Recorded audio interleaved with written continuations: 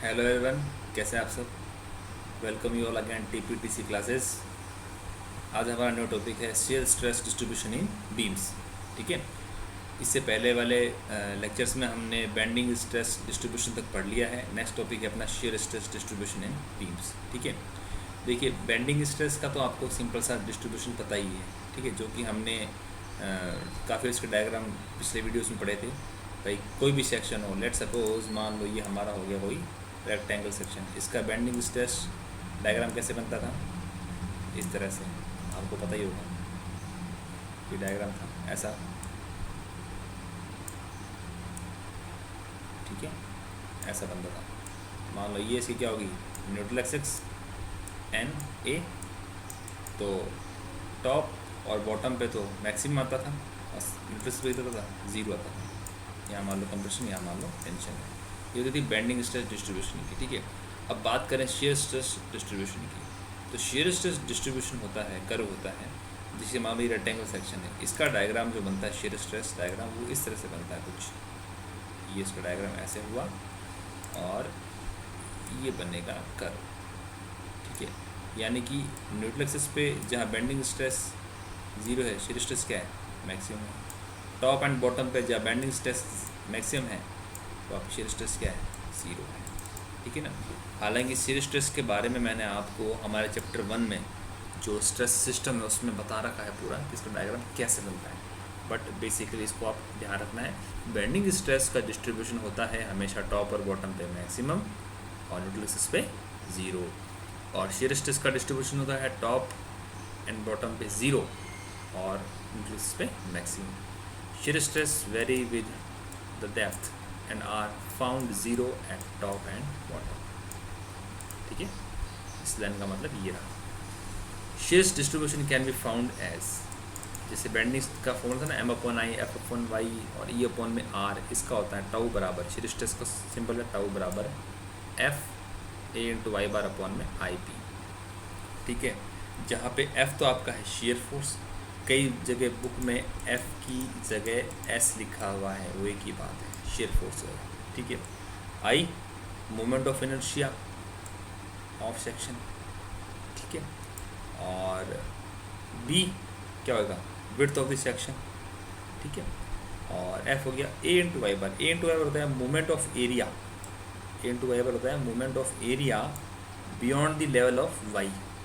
ठीक है, अगर आप इसको और सिंपलेस्ट फॉर्म में देखें तो हमको जिस एरिया पे अपन को शेयर स्ट्रेस निकालना है, ठीक है, उसका एरिया तो ए हो जाएगा और उसका वाई बार क्या कहलाएगा कि जो होता है न्यूट्रल एक्सिस उससे उस एरिया की सी जी सेंट्रोइड, वो कहलाएगा वाई बार। ठीक है, इस फॉर्मूले को आप ध्यान रखना। पहला बात, टॉ बराबर में F(A)//I B। अब बेसिकली टर्म्स हैं क्या, मैंने आपको बोल के बताइए। अब मैं एक एग्जाम्पल से आपको इस टर्म्स को सारी को अब भी क्लियर कर दूँगा, सारे टर्म्स को। ठीक है, ताकि आप इस टर्म को और अच्छे से समझ पाएंगे। ठीक है, तो आइए शुरू करते हैं। देखिए एग्जाम्पल को, देखिए ये हमारा एक है रेक्टेंगल सेक्शन जिसकी विड्थ है B और डेप्थ क्या है D। ठीक है, आपको इस रेक्टेंगल सेक्शन में शेयर स्ट्रेस डिस्ट्रीब्यूशन को बताना है कि कैसे होगा। ठीक है, अब लेट सपोज कि मेरे को यहाँ पे शेयर स्ट्रेस डिस्ट्रीब्यूशन करना है। फॉर्मूला मेरे पास तो ये रहा, F(A)//I B। ठीक है, जहाँ F शेयर फोर्स है, B विड्थ ऑफ सेक्शन है, I moment of inertia of the section. क्या होगा, रेक्टेंगल सेक्शन है तो B/D3 F सिंपल है, I B/D3 हो जाएगा, B width of the section. Difference कहाँ आ रहा है, इस A और Y बार। ठीक है, अब देखिए A/Y bar moment of area. अब देखिए मैं आपको बताता हूँ कैसे। लेट सपोज हमको यहाँ पे जो निकालना है शेयर स्ट्रेस डिस्ट्रीब्यूशन, वो एरिया मान लो ये हमारा न्यूट्रल एक्सिस है। इस न्यूट्रल एक्सिस से एक ये जो डिस्टेंस दिख रही है आपको, ये वाली, ये वाई जहाँ मैंने लिखा है स्मॉल वाई, न्यूट्रल एक्सिस से स्मॉल वाई डिस्टेंस पर एक एरिया है। ठीक है, सपोज ये EF है, यहाँ नाम दे दो आप GH। ठीक है, जो जिसमें शेडिंग कर रखी है इस वाले एरिया में, ये वाला, तो एक एरिया है न्यूट्रल एक्सिस से वाई डिस्टेंस पे EFGH, ये एरिया हो गया। इस एरिया का, इसका एरिया और इसका वाई बार क्या होगा, न्यूट्रल एक्सिस से इस एरिया के सेंट्रोइड की दूरी, यानी ये पूरा कहलाएगा आपका वाई बार यहाँ से। ठीक है, अब देखिए कैसे। अब इसका बात करें ए इंटू वाई बार। ए मैंने बोला इस सेटेड एरिया का एरिया। देखिए ये भी एक रेक्टेंगल बन गया ना, यहाँ से यहाँ देखो, ये मान लो जी है और ये एच है, तो ई एफ जी एच एक रेक्टेंगल बन गया। एरिया होगा विड्थ बी इंटू डेप्थ ये। अब ये डेप्थ कैसे निकालोगे, देखो ये पूरी डी बाई टू है और ये क्या है वाई है, तो d by two minus y, d by two minus y, ये क्या है उसकी डेप्थ, ये वाली वही। तो एरिया क्या होगा b into d by two minus y. ठीक है, अब बात आई वाई बार की, क्या रखना वाई बार क्या, देखो समझो आप इसे। वाई बार है यहाँ से न्यूट्रल एक्सिस से इस एरिया का सेंट्रोइड। ठीक है, अब देखिए ध्यान से, ये जो वाई बार है अगर मेरे को निकाल लो तो मैं सिंपल ऐसा कर सकता हूँ, देखो यहाँ से यहाँ तक, यहाँ से यहाँ तक वाई बार है, लेकिन यहाँ से यहाँ तो क्या है ये तो वाई है पूरा, तो ये तो हो गया वाई। ठीक है, इसमें कुछ ऐड करना है, यानी कितना हमको एरिया ऐड करना पड़ेगा, और आपको ये पता है कि ये एरिया कितना है यहाँ से, सॉरी ये डेप्थ कितनी, ये है d by two minus y, तो ये इस वाले का आधा क्या हो जाएगा, d by two minus y divide by, यानी कि वाई बार क्या होगा, ये रहा वाई बार, वाई ये रहा y plus d by two minus y का हाफ। इसको सॉल्व किया तो वाई बार आ गया 1/2 वाई प्लस में डी बाई टू। ठीक है, तो ये वैल्यू मैंने यहाँ पे पुट कर दी, ये रहा हमारा फॉर्मूला बन गया, जो नीचे दिख रहा आपको, ये ना बी डी के ऊपर 12 हो गया, तो ये 2 से 6 कट जाएगा, तो 6f upon B D cube D square by 4 minus Y square होगा। ठीक है, अब maximum tau maximum shear stress, तो maximum shear stress will be occur नीचे को, देखो जहाँ पे आपको पता है कई बार हम जहाँ पे मैक्सिमम बेंडिंग मोमेंट या मैक्सिमम स्लिप फोर्स निकालते थे, है ना, तो अगर जिस पॉइंट पे आएगा जहाँ पे इसका पार्शियल डेरिवेटिव क्या होता है, जीरो होता है, यानी कि डी टाउ अपॉन में डी वाई करेंगे, अगर वो जीरो हो रहा है जिस पॉइंट पे, जिस डिस्टेंस पे, वहाँ पे मैक्सिमम शेयर आएगा। ठीक है, अब देखिए डी टाउ अपॉन में d y equal to zero कर दूँ, यहाँ पे एस लिख दिया, एस और एफ एक की बात है मैंने ना, यहाँ पे एस लिख दी, एफ एक की बात है, इसको ये रहा।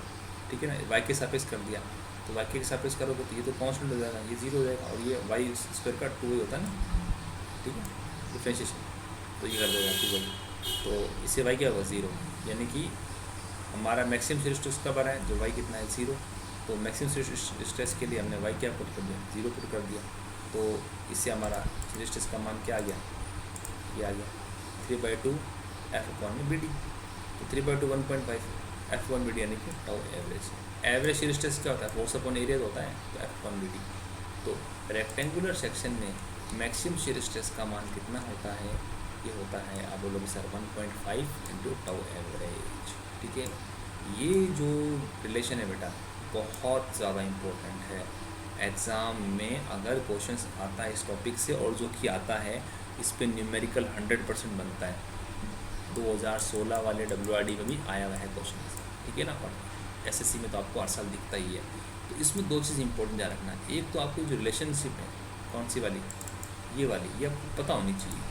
कई बार सीधा पूछ लेता है कि भाई शेयर स्ट्रेस का वैल्यू कितनी होगी रेक्टेंगल सेक्शन में, तो ये रिलेशनशिप पूछ लेता है, तो ये आपको पता होना चाहिए। तो ये ठीक है कि वहाँ हमारे पास टाइम नहीं बैठ के सॉल्व करने का दोबारा से, मैं एग्ज़ाम में हम सॉल्व नहीं कर सकते इसको, तो हमको पता होना चाहिए। ठीक है, तो एक तो ये हो जाएगा।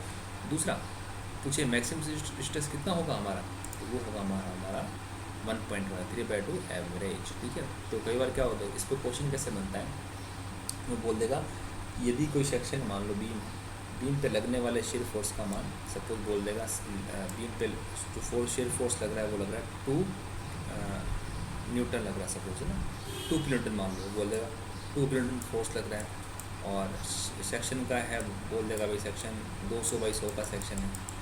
ठीक है, ऐसे बोल देगा, तो 3/2 कर दोगे आप, 2 किलोमीटर न्यूटन, क्योंकि ये देखो 200/100 है, ये mm में हो जाएगा, तो ये हो जाएगा 1 2 3 न्यूटन बाय में स्क्वायर हो जाएगा, तो 2 से 2 दूर कट जाएगा, 1 से 1 कट जाएगा। ठीक है, 2 से तो चला जाएगा। तो 3/20 समथिंग जो भी है, लेकिन आपको ध्यान रखना चाहिए। अगर 300 में तो भी कट जाएगा। तो ये ऐसा आपको पता होना चाहिए। कई बार मैक्सिमम शीयर स्ट्रेस हमेशा पूछता है, वो होगा 1.5 टाउ एवरेज। वो टाउ एवरेज नहीं देगा, इसके बजाय वो दे देगा फोर्स देगा और एरिया देगा। तो आपको F1BD आना चाहिए करना, ठीक है। तो यहाँ पे कंफ्यूज मत होना बिल्कुल भी, ठीक है। अब देखिए कुछ स्टैंडर्ड केसेस हैं जो हम सीधे सीधा पढ़ लेते हैं। Maximum shear stress in circular section, इसमें circular section in square rectangle तो हो गया 3/2 टाउ एवरेज, स्क्वायर में होता है, सॉरी सर्कुलर में होता है 4/3 टाउ एवरेज। अब टाउ इसकी force upon area, circular area की तो है πr² या π/4 t², याद रखना, ठीक है। Next maximum shear stress in triangle section. Triangle section और रेक्टेंगल सेक्शन का जो फॉर्मूला सेम है, वो 3/2 1/5 एवरेज। अब एवरेज क्या होता है, फोर्स अपॉन एरिया, या फोर्स अपॉन एरिया। एरिया तो होगा ट्रायंगल का 1/2 होगा इंटू ऊंचाई, यानी 1/2 b इंटू एच, ठीक है। ध्यान रखना 4/3 तो हो जाएगा किसका, सर्कल का। रेक्टेंगल का 1.5 एवरेज और ट्रायंगल का भी 1.5 एवरेज, ठीक है। अब देखिए आपको बात करते हैं अपने आई सेक्शन की ना। आई सेक्शन हमने देखा ही होगा, मैंने आपको पहले बता भी रखा। आई सेक्शन सपोज ये कोई आई सेक्शन है, तो ये इसकी वेब हो गया, ये फ्लैंज हो गया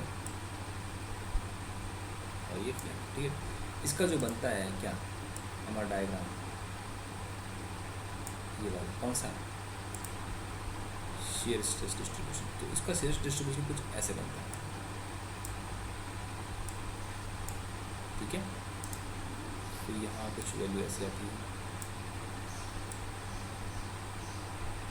ठीक है, और फिर कुछ ये होती है। और इसका बेंडिंग स्ट्रेस कैसे बनता है आपको पता ही है,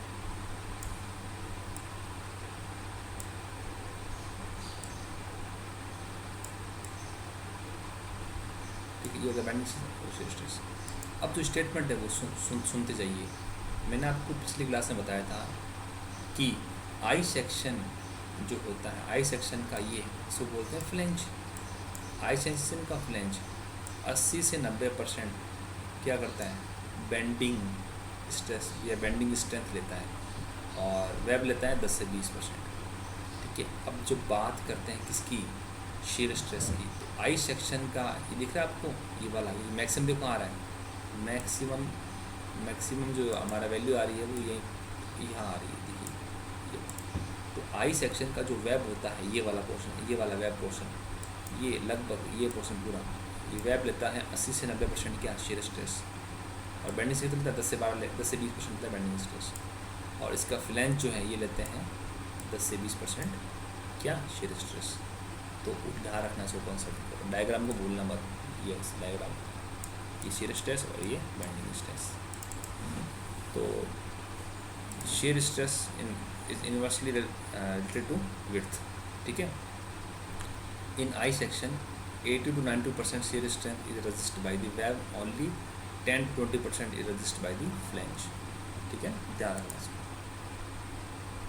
अब अपना नेक्स्ट है एक केस अपना डायमंड सेक्शन। देखो डायमंड सेक्शन होता है जब आप स्क्वायर को टॉप और बॉटम पे इस साइड प्लेस कर देते हो, ठीक है। ये डायमंड सेक्शन है जिसकी ये एच है यहाँ से और यहाँ से भी एच है।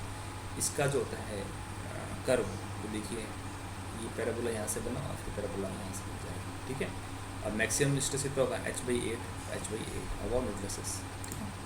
और मैक्सिमम तो 9/8 इंटू टाउ एवरेज, ठीक है। और टाउ एवरेज कितना, फोर्स अपॉन में एरिया, दो ट्रायंगल है तो h²/2, क्योंकि h इंटू h हो जाएगा तो 2s अपॉन में h²। तो मैक्सिमम 9/4 s अपॉन में h², ध्यान रखना इसको, ठीक है। ये बोल रहा है इन डायमंड सेक्शन मैक्सिमम जो होता है हमारा share stress is 12.5% greater than average stress. Average stress से 12.5% ज़्यादा होता है। ऑब्जेक्टिव क्वेश्चन से ध्यान, ठीक है। अब लास्ट में नोट में जो मैं कुछ पॉइंट बताने जा रहा हूँ, शेयर स्ट्रेस के कुछ डायग्राम्स जो सीधा एग्जाम में पूछे जाते हैं, आपको पता होना चाहिए, ठीक है। देखिए एच सेक्शन का देखेंगे, समझ लो ये एच सेक्शन बन गया। इसका डायग्राम कैसे बनेगा, यहाँ से पैराबोलिक, यहाँ से पैराबोलिक, फिर बीच में अलग से पैराबोलिक, एच सेक्शन, ठीक है। और क्रॉस सेक्शन यानी कि दो रेक्टेंगल जो क्रॉस कर रहे हैं, तो एच और इसका क्रॉस का डायग्राम सेम है, दिख रहा है। टी सेक्शन का डायग्राम यहाँ ये ऐसे है, ये और होलो का डायग्राम ये रहा होलो का, ठीक है। और आई का तो मैंने आपको बता ही दिया, आई का डायग्राम कैसे बनेगा। आई अगर नहीं दिया, आई का अगर इसमें नहीं दिया तो आप बना लेना कॉपी में, है ना। आप नोट्स में बना लेना, यहाँ नहीं बनाया हुआ है तो नोट्स में आप ड्रॉ कर लेना आई को, आई कैसे बनता है पता चला। ये मैंने आपको बता ही दिया आई का, बस कोई दिक्कत तो है नहीं। इस तरह से बनेगा, फिर कुछ ऐसे ऐसे ऐसे ऐसे, ठीक है। और ये हमारा है होलो सेक्शन का, तो दिख रहा है होलो सेक्शन का डायग्राम, ठीक है। समझ आ गई बात, ठीक है। तो ये जो आपके से स्ट्रेस टॉपिक छोटा था, इसलिए मैंने अभी आपको फटाफट से कवर करवा दिया है। तो फॉर नाउ अभी तक मैंने आपको 4 टॉपिक कवर करवा दिए हैं। पहला अपना बेसिक्स, देन अपना SFT BMD, then bending stress, then shear stress, ठीक है। तो वेरी सून पॉसिबिलिटी है कि एक छोटा सा टेस्ट अनाउंस करेंगे हम, कि ग्रुप में टेस्ट लेंगे, देखेंगे। तो उससे पहले आप यहाँ तक पढ़ लीजिए पूरा, ठीक है, टॉपिक। और नोट्स पीडीएफ शेयर कर दिए ग्रुप में, लेकिन फिर भी आप अपनी तरफ से भी कुछ नोट्स बनाइए और नोट्स आप देखिए। और मीनवाइल कोई भी डाउट है तो मुझसे पूछिए, ठीक है। और अभी हम ऑब्जेक्टिव क्वेश्चंस करेंगे नेक्स्ट क्लास में। अभी तक 4 टॉपिक के ऑब्जेक्टिव क्वेश्चंस को, जो अपनी गुप्ता को कंटिन्यू वापस नेक्स्ट वीडियो में लेके आऊँगा, उसको अपने सॉल्व करेंगे। उसके बाद अपने आगे चलेंगे, ठीक है। नेक्स्ट टॉपिक को अपने आगे से आगे पढ़ेंगे। तो फॉर नाउ अभी के लिए आप ये फिलहाल इतना ही था। तो thank you very much for discussion.